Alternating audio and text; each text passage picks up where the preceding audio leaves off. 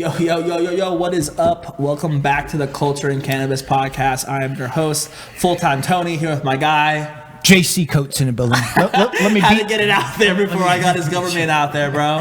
The government name is making an appearance lately. People have been calling you out. I mean, what's happening? I mean, you put it out there. You put it out there for everyone. Listen, I'm sorry, JC. I am sorry. It's for your own protection, bro. It's for your own protection. Just know that I'm a killer. And so if anyone's got JC, if anyone needs to know about JC's government name, come talk to me. There's a reason why I keep big guys around. You know what I mean? It's like, he might be handsome and funny, but listen, there's a point. I'm essentially a pit bull. Yeah, he could be a dangerous guy. But listen, I'm still got the sunglasses and the chain on. You do have the sunglasses. I don't have a migraine this week, but I just really like how I looked last week, so I'm just going to continue to do it. Right. You also have the chain. I have the chain. Also, potentially might make an appearance with the sunglasses. Could happen. Possibly. But other than that, we've just been rocking and rolling, dude. It's a great Wednesday. We're doing a Wednesday podcast because we leave to go to Oklahoma tomorrow. That's correct. We're going to Oklahoma tomorrow. I'm doing the podcast a day early. Getting it in. Hey, listen, the show must go on. It's a commitment, right? It's a commitment to you guys, to bring you guys the Culture and Cannabis Podcast every single week. And JC also went to the dentist right before he came here. Yeah, so if my face looks funny, this whole side of it. It's just when he laughs, actually, but it's a little scary. But we have a good time. So, but yeah, this is going to be a great podcast today. Oh, here it is. Oh, God. Oh man, if you guys could see his face right now, hide your children. Yeah, drink lots of water. Don't turn into this guy. JC, we have a great podcast guest today, though. Who we got? A longtime friend of mine. Little background: known him for about 15 years. Stone cold hustler from Las Vegas. Right, he's been in the nightlife industry, hospitality industry. He's been in the gaming industry, the cannabis industry. My good friend, the inside man, Willie Clemente is in the building. Willie, what's good? Thank you, JC. I appreciate to have you, Tony. Thanks so much, man. So Willie, listen. All right. So tell us a little bit about who you are and what you got going on. I'm your inside man for all things Vegas. My name is Willie Clemente. I've been in Vegas for 20 years, originally from New York. And again, like I said, I'm your inside man for all things Vegas. Hotels, nightlife, transportation, security. Post-pandemic, when the pandemic happened, I definitely had to make a pivot and change things up. Yeah. So, yeah. What part of New York are you from? Westchester County. Oh, okay. Yeah. Well, I'm not from New York, but I pretend to be. My family's from back east. Yeah, about 20 minutes right outside the city. Nice, dude. So you're born and raised there? Yeah. And then you came here to Vegas? Yeah, I left right after 9/11. First week of college, 9/11 happened, and there was no going to school, and there was nothing going on. I was trying to find out when to go back to work. They said, don't come back to work, so packed up my car and came out here pretty much. Damn, that's what happened. That's crazy. So how old were you when that happened? When I came to Vegas, I was 1 month before 19, so about 20. Damn. Right around 20 when I left. Damn. So, okay. 19 years old, moved to Vegas. You got family on the West Coast? Yeah, I've been coming out to Vegas since I was 8 years old. Okay. So a ton of family out here. I wanted to come out here for college. Nice. But my parents knew I was a degenerate gambler even back then. So they said, do college in New York first. But, the Lord works in mysterious ways, and I came out here early. So not as scary making the jump, not knowing anybody out here, but still making a leap, though. Taking a chance, right? Yeah. Moving across the country here to Las Vegas. And I feel like there's a lot of people from New York, or just the East Coast in general, that migrated to Las Vegas because of the opportunities that were happening here. Yeah, I mean, a lot of people call it Sin City, right? But the real name is the City of Dreams, right? People from all over the country moved to Las Vegas, right, for opportunity, right? And so is that what kind of happened? Yeah, definitely opportunity. The opportunity in New York wasn't like it was because of what happened, and I felt there was a lot of opportunity in New York in my background and what I wanted to do in my life and my career and future back then. So you say fuck college, basically. You're like, I'm just going to move and get down, right? I have an opportunity. And then what did you dive into first? Restaurant industry. That's what I knew. I was bartending in New York. Back then, you could bartend at 18. Not a lot of places would hire you, but I was lucky to be bartending in some restaurants in New York at 18. So I had a great experience coming out here. A funny story. I didn't know you had to be 21 to wait or bartend out here. So I was 20, so I didn't want to go a full year without waiting. So I did what I had to do, and I made myself a year older legally, pretty much. So. Oh, nice. How do you do that? This is the legit story. So it's kind of funny because yesterday was my birthday, and I have two 40th birthdays now because I went into the DMV and I wrote 81 on the paper instead of 82. This is back, right around 2001. No high-end computers or anything like that, and the lady just copied down what I wrote down. So literally, when I got my driver's license, it said I was born in 1981 instead of 1982, therefore making me 21, legally a year older. So how old are you today? Well, my New York birthday or my Vegas birthday? Your real birthday. My real birthday, I'm 39 because I was born in 1982. So, but you just celebrated your 40th birthday. We could say that, yeah. I got two 40th birthdays this year. So. That's crazy. Dope. I mean, that would be perfect for you, Tony, because you could have 2 birthdays a year, and it'll be like a fucking dream come true. I already have every day's a birthday for me, JC. Yeah. I just once a year I gotta throw a party for it. That's dope. All right, so. Jeez, man. So, did the restaurant industry work out for you? Yeah, the restaurant industry was great. I worked for Mario Batali, worked up and down the strip, high-end dining. Also working in the poker industry as well, working for the World Series of Poker. Get it? Okay, so but let me just back up really quickly. Like, all right, so you just rattled off a famous chef. I can't remember his name. Right? Mario Batali. So like, not a lot of people work in the restaurant, but a lot of people don't work for that guy that you just said. So how do you get, how did you get some of those jobs? I'm sure they were kind of hard, right? To get into the hospitality gig on the Las Vegas Strip. 19. What'd you have to go through to get one of those jobs? It was a lot of, I don't want to use the grind or hustle or those common words, but it was a lot of putting the applications in, especially in the hotel industry. Because, this was like pre-internet, right? Like, yeah. You literally had to go down the HR, wait 3 hours a day at the casinos, hoping to be able to put a paperwork with 200 other people, and hoping that would see it and get a call, So you do that 10 or 15 times a week. That's what I did when I moved out here to get my first job at the Luxor. And then from there, it just kind of bounced around and let's talk about that process for a second. I don't think Tony's ever been through this process, but it was actually pretty interesting, right? Like, so there's a job opening on the internet or wherever, you hear about it and you apply for it, and then you go there and then you enter this room. They're like, oh, you're here to apply for the job. Well, let's go over here to this room. And you go in this room and there's 100 other people there, and they're all wearing fucking suits, right? And we're talking about applying for a busboy job. You know what I mean? They're all wearing suits and there's 100 people in the room, and then they literally break you up into small groups, right? And then they ask you questions, and then they start whittling the group down, right? And they're like, all right, you can go back into this room now, and then we'll call your name, right? And so they'll call half the people get up, and they'll bring you in the other room, and you know what happens, right? They're like, well, thanks for your time, thanks for coming, and then they're left, right? And then you get whittled down, and room gets whittled down, and if you actually get hired, you're like one of the last, standing people, 3 to 5 people, and they're sounds like a game show. It is. It's a crazy. Did you ever? That is literally exactly how you did it. How they explained it. Because I remember, applying for Caesars and applying for the Wynn and applying for a lot of places. Literally, that's how they do it. First room, half of them gone, and then 10 people, and then they call back, and then. It's literally 6 or 7 steps, Yeah, it's crazy. And it's like a casting call. And it's, I think looking back on it now, I think, some of the casting calls for like the pool parties and stuff like that was even more nuts, right? Like you go to a casting call for like Wet Republic, and we're talking about 1,500 people in a room, right? I mean, think about rehab first year it's open, like opening summer. Think about all the people that are there. Like even I was there, even like Circa this year, right? Yeah. Like all my friends are all like auditioning for Circa, and it's crazy because like you really have to be the top of the top, especially when a new highly hyped up day club pool is opening in Vegas. It's serious, bro. It's like 100% serious. And people from around the world try to get these jobs. Yes, and they move out here for literally a couple months out of the year just to become pool girls or people that work on the pools. One time I had a bar job at the Bellagio, and it was seasonal, and it was at the pool, and one guy had been there for 8 seasons, and he would literally go like bartend at the Caribbean, in the Vegas summertime or in the wintertime, and then he would come back for the summertime, work the Bellagio pool.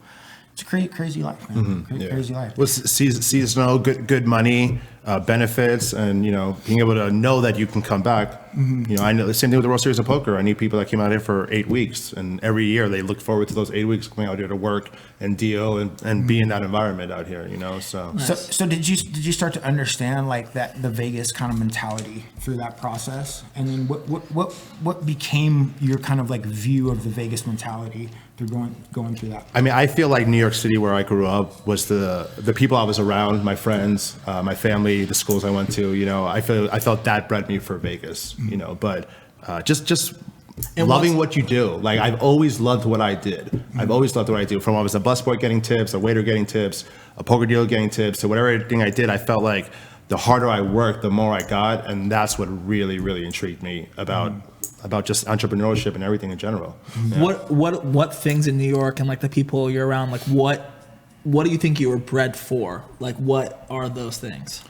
I mean, even in high school, I was the guy who put the class trip together. I was the guy who organized things. I was the guy who, put things together so everyone could have a good time. And that's what I do now with my event coordination company, and things that I do now with hosting and everything and stuff like that. So I felt back then I was doing it so then I could do it 10, 15 years later as a professional. Yeah. As a professional. So, because even back then I took a professional. Yeah. So. Yeah. And I think it's interesting, right? Because you didn't come from a small town. Like, you didn't come from like an Oklahoma like JC. You came from New York fucking City. Yeah. Right? So very comparable. Like, it's like Las Vegas, especially when you moved here, nothing even comparable to New York City.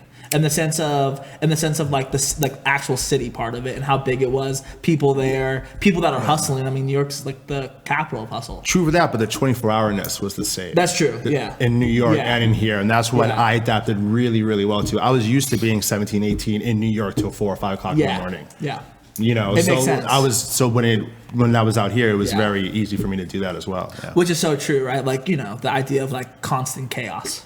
Yeah. That's one of my mottos: constant chaos. Yeah. Which is, I mean, I feel like as someone, I was born and raised in Las Vegas, and so as someone that grew up here, my friends that grew up here, it's interesting to hear even people that I met in college who also grew up here, like that didn't have the same experience as me, all have that similar type of attitude because we always grew up in a 24-hour town, right? So it's like, and people's parents always worked crazy ass schedules, so like it wasn't uncommon that a lot of kids were night owls. You know what I'm saying? And they would never show up to school because they'd always be sleeping.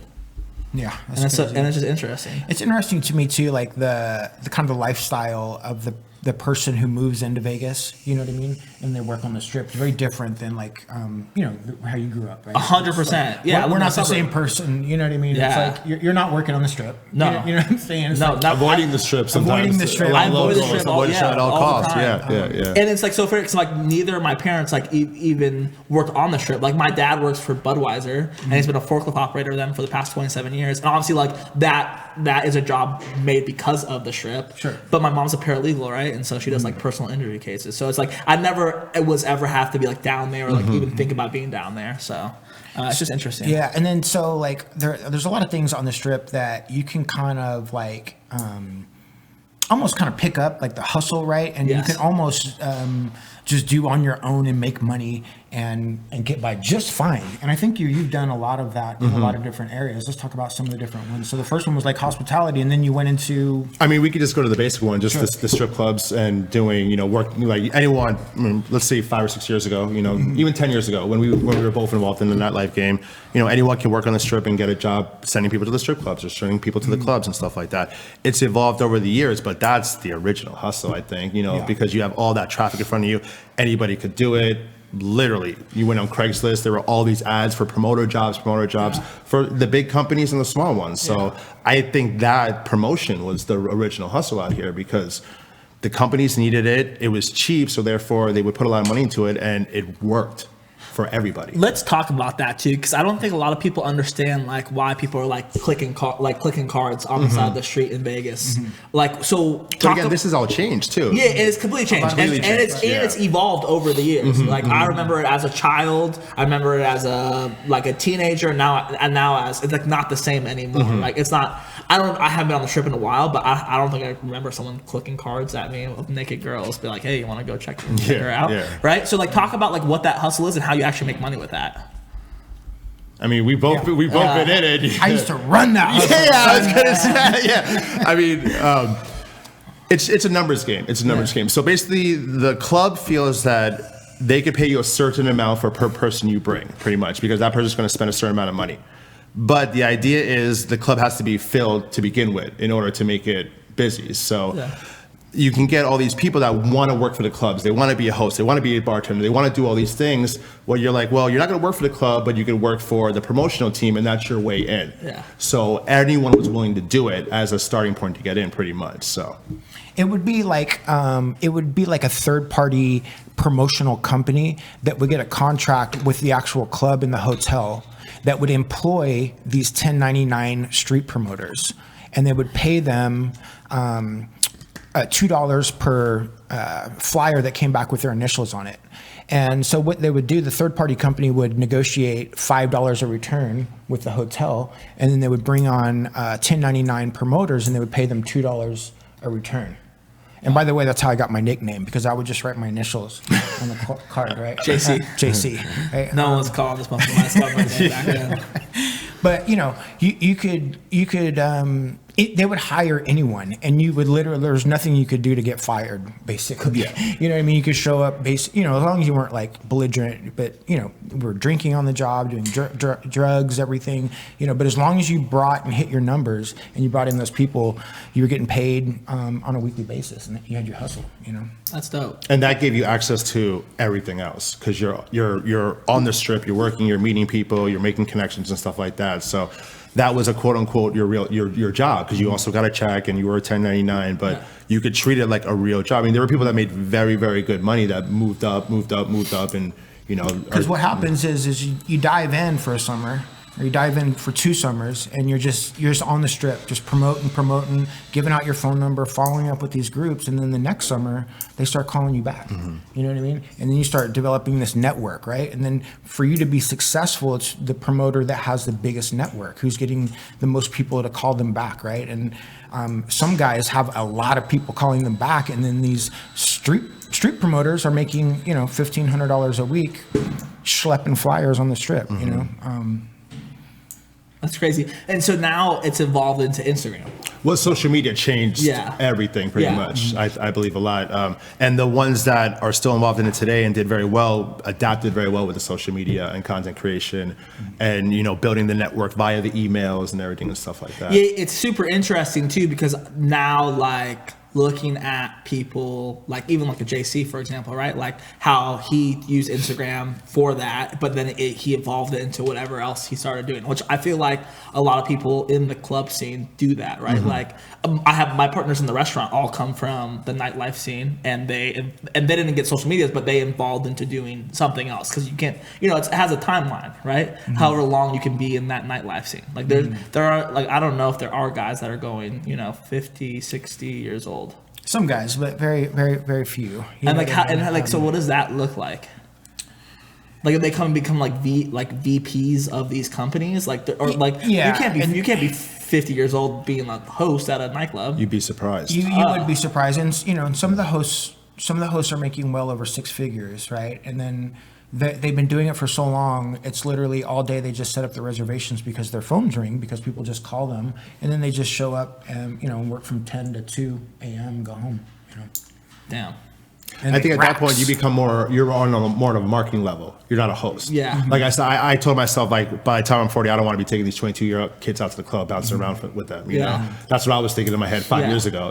So I've been trying to build that network and turn it into something else. And so let's dive into what you are actually doing on a day-to-day basis, because we had talked a little bit when we were over at your new spot, which I definitely want to dive into, and you're talking about Resort World and how crazy their pricing is going to be for this upcoming season just because of COVID and the hype for the summer.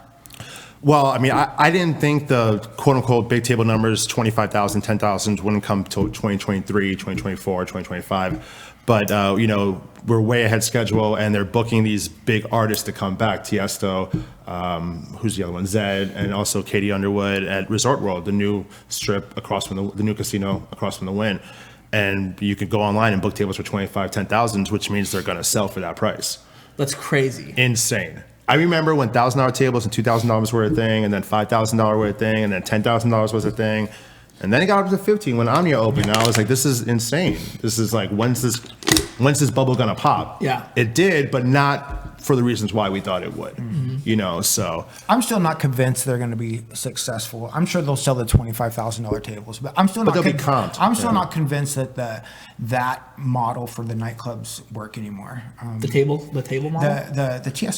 The Tiesto model, right? Why don't? I mean, I've seen it fail over and over and over again. Yeah. Oh. But why does it fail? I guess is my point. I don't think the DJs are overpaid. There's too many comps happening. It's just not a feasible model. When you open the club and you're already 250 racks in the hole every single night that you open, it makes it difficult. Yeah, and not including like the build outs. All these places are like $5 to $20 million. Easy. They I forgot who was telling me about it. I forget. But so like, okay. With that being said though, but a lot of these casinos are making so much money for gaming, they don't give a shit about losing money at the clubs. Yeah, I mean that's the premise, right? But then you find out that the clubs are not owned by the casinos. Some are, but a lot of them are owned by third party companies. Yeah, it's like how the fuck are those guys making money? Yeah. Well, I mean, right now I don't know if you guys just saw Tao Group bought out Hakkasan Group. Mm-hmm. Oh, really? Big deal. Yeah, it's a huge deal. Yeah, I mean they got 61 restaurants across 5 countries and 6 continents and 22 countries, But in Vegas, I think that's a huge deal because I've always enjoyed the way Tao runs their restaurants and groups and their promotions and everything. And I had the opportunity to work for Tao Group for 5 years. Incredible. Yeah. Company. They're the best. Why are they so much better than anybody else? Well, I mean, I think they're a New York-based company. I believe that's right. So I think so I think they're innovators in the nightlife industry. They're authentic. They've been doing it forever. The founders used to throw parties in New York City, and they just grew from that. They're the real deal, and they're just really good at it. That's it. Yeah, I've never been a fan of nightclubs, to be honest with you. Like, literally, I've only been in nightclubs if that one time we went to Light, which I don't even know if I consider Light a real nightclub. No offense to Mandalay Bay. But spoken like a guy who's lived in Vegas. I know, right? It's $1 million club. But, if you go to places like Marquee or XS, stuff like that. Doesn't hold that. It's just completely different style of people go to different spots. I have a great time at Light, though. I think Light's a great setup. I think it's really easy to get around in. But like comparatively to the hype to like XS or Marquee or Dre's or any of the bigger boys, it's tough to compare to. And I forget what was going. But only time I go is when shit's free. Like either a friend or a friend that was the DJ or JC Coates is going with me, and I just walk in for free. Like I'm never paid, but like how does that work? Like paying to get into the club, and how does that interact with your guys' jobs, or with your job, Willie? Like paying? Well, I mean, I think there's general admission and there's bottle service. So you got to decide if you're going to get into the nightclub industry, you got to decide which way you want to tackle, whether it be both or focus on one. I've always focused on the more high end side. So if we're bringing money to the clubs, the door people are going to take care of us because we're bringing money to the clubs and we have relationships with them. Got it. And stuff like that. But I mean, a lot of information's free out there. I mean, you could type in guest lists on Instagram and everything will come up, and you just have to find the right person to take care of you. That guest list line might be wrapped around the corner though, and that's what the difference is between personal concierge like myself and just being on the guest list for the club. Got it. Mm-hmm. And so you as an independent then are able to work at multiple clubs. Yeah. So then you can do Light, Dre's, Marquee, all in the same night. Which I was never independent, but Willie was always independent. Yeah. All on the same night. How's that work?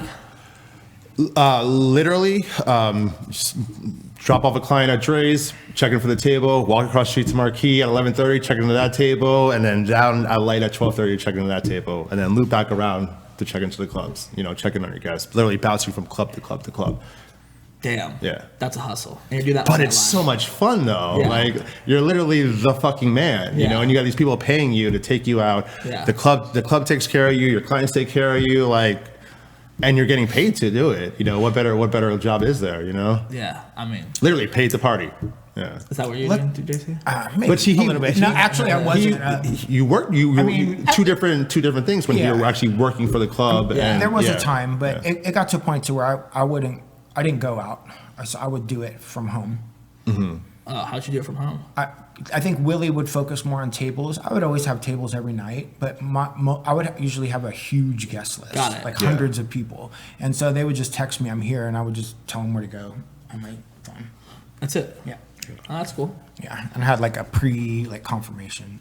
But let's talk about like some of the opportunities that, working down on the Strip, learning how to network, with all those people and building some of those relationships. It for a lot of guys that stick with it, it turns into a lot of different opportunities, as you were alluding to earlier. I was. Look what it's created for us in our business. I mean, fucking anything's possible, right? From Instagram. Let's talk about some of the opportunities it's created for you and what you're doing now. Well, I mean, I got my complex finally, the old Bloom Dispensary, 1921 Western, Inside Man headquarters. With that, I also opened up Inside Esports, an interactive gaming lounge.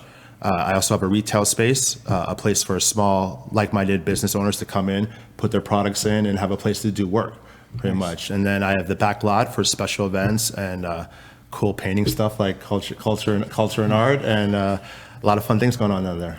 Nice. This is a dope place. We were there last week. I had a good time. We did have a good time, Tony. We're creating a new kind of like a content segment called Culture's Art. We're featuring different artists, that are connected to the cannabis community. We did a mural at Willie's spot, the Inside Man headquarters, and in his back area. This is a beautiful kind of area. It's like this green, like tarp grass, and there's fence, and it's got, it just feels like that DTLV. And then there's like mural paintings all around it. We had the opportunity. You definitely know you're going downtown Las Vegas. Yes, 100%. You can see the stratosphere. Like stratosphere is like pretty close, actually. Mm-hmm.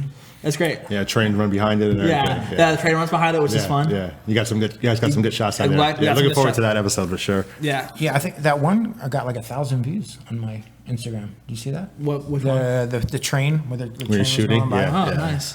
But yeah, this is a dope. I don't know if you guys caught that, but this is the old Bloom Dispensary. Yeah, it is the old Bloom Dispensary. It's located right across the street and from it's set Acres. Up great. It is set up dope. You had some events back there last week. Yeah, we're doing bulldog exposition, bulldog shows and expositions. Yeah. Thank you, and anything pretty much. So nice. The venue's open for anyone that wants to come down and check it out. I'm there literally 7 days a week, 9 to 9.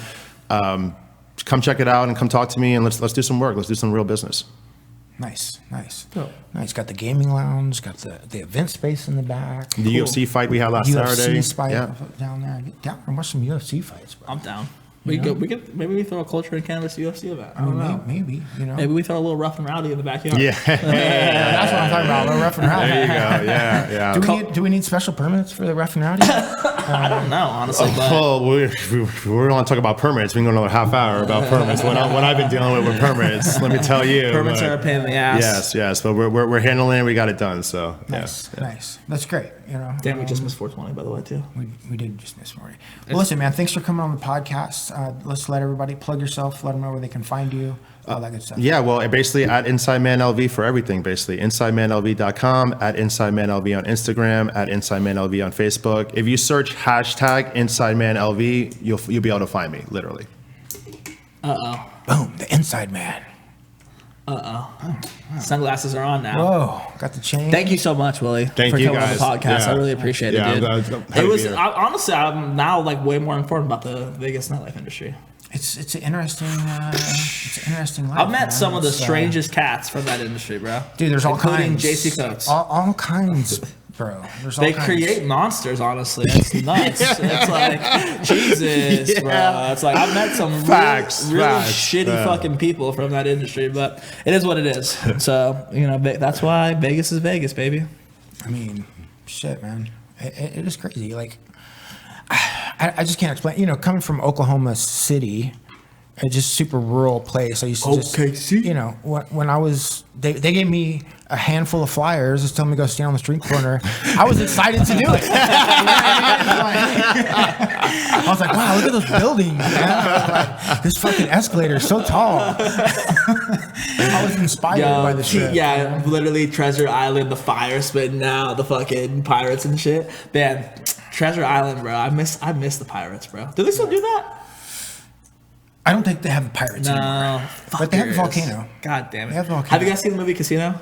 Yes. Phenomenal movie. It's a good way to talk about how the industry has changed here. So. A little bit. Yeah. It's crazy. But JC, speaking of Oklahoma, we're going back. We're going to Oklahoma tomorrow. What time are we leaving? I don't know, like 2 o'clock. 2 o'clock. 1:40. So we're going to head back to Oklahoma. We're going to be in Tulsa for the first 3 days. First 3 days. 2.5. 2.5. Then we're going to spend some time in 2 Oklahoma and a quarter, City. realistically.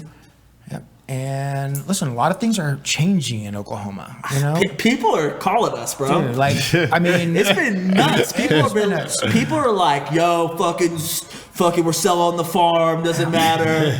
I mean, you know, it's. I don't want to joke about it because it's not. I shouldn't joke. It's really. Joke about I mean, it. and I don't mean to, you know, but listen. But at the same time, it's we knew it was we coming. told these motherfuckers. You know. We said, "Listen, metric is coming, and it is not going to be nice. It's not going to be nice. They don't play nice." And like, whether you agree with it or don't agree with it, seed to sale tracking is a necessary thing in cannabis. Do I like metric? No, I'm not a fucking fan of metric. I'm not a fucking fan. But it's just a necessary evil so that we can sell legal cannabis in fucking the United States of America. So and listen, at the end of the day, like having these opportunities to participate in entrepreneurial opportunities, whether it be cannabis or anything, there's going to be roadblocks, obstacles, right? Whether it be metric, it's going to be something else, right? And so for you to be successful in anything, right, you got to be able to learn how to be like the glass of water, right? And be flexible through these situations, learn to improvise, adapt, and overcome. Yeah, the hustler. And that was a good clip. I was going to say, too, it's like crazy because people legit have been operating as uncompliant this whole fucking time and like doing shady shit, and now fucking, you know, you got to reap what you sow. Yeah. So I mean, my heart goes out to a lot of these people, and I know that it's going to be difficult, and I hope that you know some people do fight back with metric, because here, I'm not fucking a fan of metric either, but you know, hopefully some things can get changed down the road. But at the end of the day, a lot of things are happening in Oklahoma. A lot of things are changing. Regulations are coming more. But, you know, at the end of the day, you know, we were kind of ready for that. At the end of the day, I really feel bad for you, but I fucking told you so. That's essentially what you just said. For the last 5 years, we've been dealing with metric every single day, and it's a fucking nightmare. But listen, it can be done, right? And there's people getting rich out here for you know that point. Under the law of metric, right? Yeah. And it's just crazy to me that, you know, but I've heard stories about people who had $50,000 to $75,000 in product, and they have a dispensary in, you know, a small town, 45 minutes to an hour outside of OKC, and they were doing very well. And then metric came to town, like, oh fuck, we're not compliant at all, and they have to fucking get the fuck out. Mm-hmm. And they're selling. I literally had a dispensary owner tell me about how they just bought a ton of product, like $50,000 worth of product for like $5,000. Just to move in. I mean, let's imagine, right? So you have a production item, right? Something made in the lab, right? With oil, and then you have what is there, like fucking 1,500 to 3,000 stores in Oklahoma, right? Follow me here, right? Listen, and metric comes to town, right? Your seed to sale is really not happening with your distillate, right? And you have hundreds of thousands of dollars of product in the 1,500 stores that haven't sold, but metric's coming to town, so now they can't sell those products anymore because they're not compliant, right? What do you do, right? Dude, you know, you just that one time you buy that. Do you send it back do you get your money back from the vendor, right? Or does the vendor say fuck you, right? And then you go out of business because you just spend a bunch of money on non-regulated product in your store. Listen, the hammer's coming down in Oklahoma. My heart's going out to a lot of people out there. Especially in production too. That's an interesting point because there's so many moving parts of production that has to be tracked through metric. Whereas flower, it's a little bit simpler. It's like you tag a plant, that plant has a whole life. You break it down. Cultivation is a little bit easier, but production, it gets tricky because then also not only that, but you have to worry about flower lots coming in being compliant. Yeah. Because if you buy flower that's not compliant, you're at fault too. Yeah. It's not looking good for some companies out there. I pray for you guys, but man, be compliant, yo. Follow the rules. Just be compliant. It's not. Maybe don't follow the rules. That's bad advice. I don't like following the rules either, but just follow the rules enough to get what you need to get done. You know what I'm saying? But here's the deal. Here's the other side of the things can change, right? Reform can happen. We just worked with a group of people, got some laws changed in our favor here in this state, right? Big facts. It can happen, right? Shout out to the Chamber of Cannabis. But, you know, and so we got that shit switched, we had to play by the fucking rules, right? And now we got to switch. And now we can do what we want to do, right? So it's just process to everything. So JC's Coast has been throwing a non-consumption event for the past 6 years, just for wait for this one fucking law, like straight up. So it's just like play the long game, folks. I don't know what to tell you. But man, Oklahoma. So yeah, we're gonna be out there. Sorry, just quick recap it. We come on Thursday, we leave on Monday. We're throwing an event on Saturday. We're throwing over at Cultivation Club. Shout out to our guy Ryan. First pop-up party in Oklahoma ever. And what brand do we have with us? Oklahoma Hi-Ho Beverage Company. I thought it was Ojai. Ojai. It's Ojai, right? Yeah, Ojai Beverage Company. Ojai Beverage Company, which is going to be really cool, man. I'm really excited to meet those people and kick it. And we got a DJ coming. Shout out to the Sesh guys. The Sesh. OKC Sesh. OKC. I think it's the Sesh OKC. The Sesh OKC. The Sesh OKC. Those guys are awesome. And then we got some food coming. I don't know the food truck name. I'm really sorry, but will be food there. But yeah, come out, have a great time. Come see me, JC, Leilani, and Chuck. We'll be out there bopping. It's going to be a good time. And then what else we got going on? Is that it right now? Dude, when the fuck are these gold joints going to come out, bro? What's the deal? 2 weeks, bro. 2 weeks. 2 weeks? 2 weeks. 14 days. Count them down. Are you serious? I mean, I'm just going to call it, bro. 14 days? I'm going to say 36. Have you seen how I've been operating with this? With intention, right? As if it's already being done. You know what I'm saying? Yeah, like I'm just acting as if. Yeah, you've been, you posted a whole theme of photos on culture and cannabis just to get us pumped up. Yeah, man. It's working. The agreement signed, the packaging is bro. It's all but here. And listen, one of the most impactful products ever created by the culture and cannabis team is going to drop the Hustler 24 karat gold infused pre-roll. It's going to be, bro. And that video, woo. That video is about to be real nice. It's about to be real nice. It's about to be crazy. Real nice. I like these shades, bro. It's got me feeling kind of gangster. That's what I'm saying, dog. The shades are where it's at. Okay, sorry, Rick. I know we're really pulling this one out here. But so Hustler, that's coming out in a couple weeks. What else do we have going on? I know we had something else. Oh, we just did the first Culture is Art, which it's going to be coming out here pretty soon. Who was the artist? Pack Paints 702. Super nice guy. You got to go check out a legendary paint store here in town. Spray paint. Legendary art supply in downtown Las Vegas. You and Chuck, and it's just so cool, man. Like that whole setup was so sick, and the fact that we got to do it with Willie, and I'm just really excited for you guys to check out that first episode of Culture is Art, because as we start doing more of these content pieces, you're going to see Culture and Cannabis turn into the dopest media company to ever enter the cannabis game. Facts, big facts. And so I can't wait until 20 years from now they run back that clip, and they're and we're just massive. Run it back. But yeah, man. So it's been really cool, and I think that's all I got. Honestly, I don't know if I got anything else. Got anything else? That's it. Let's wrap it up. All right. Well, thank you guys so much. Check us out in Oklahoma. We'll see you guys next Thursday. Talk to you guys soon. Peace.